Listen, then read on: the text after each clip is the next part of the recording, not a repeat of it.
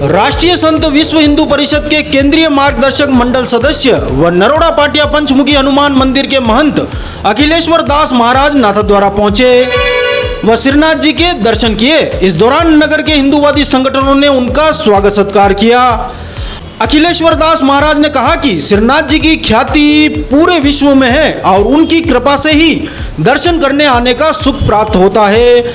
उन्होंने बागेश्वर धाम वाले पंडित धीरेन्द्र शास्त्री के बारे में बयान देते हुए कहा कि वे उन्हें जानते हैं और वो हिंदू राष्ट्र बनाने की बात करते हैं। ऐसे में अगर हिंदू राष्ट्र बनता है तो सभी को इस पर गर्व करना चाहिए।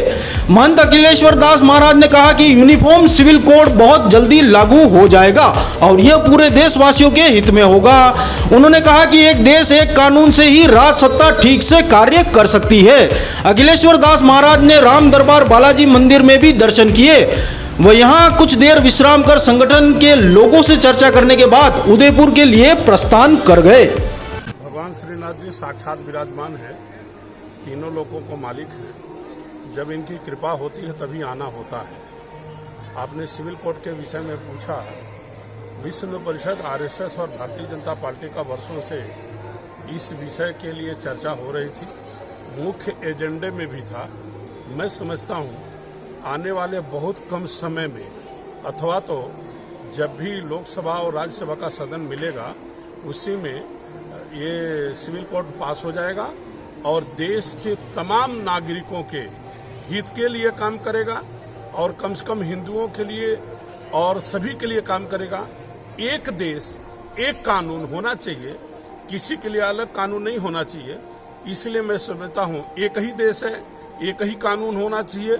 देश में रहने वाले को सभी को लाभ होगा। हाँ, उनको हो सकता है लाभ न मिले जो 10-10 और 15-15 बच्चे पैदा करते हैं, उनको हो सकती तकलीफ पड़ती है, लेकिन पड़ती रहेगी। लेकिन एक कानून, एक नियम, एक राज सत्ता चलनी चाहिए, ऐसा मेरा मानना है।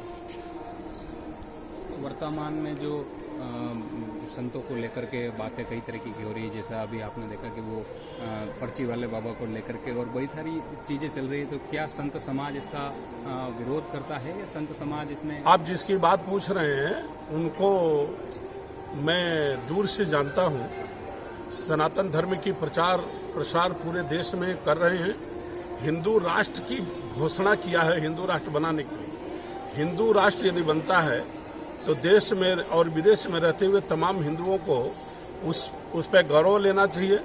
रही बात उनके पर्ची के विषय में मुझे कोई जानकारी नहीं है।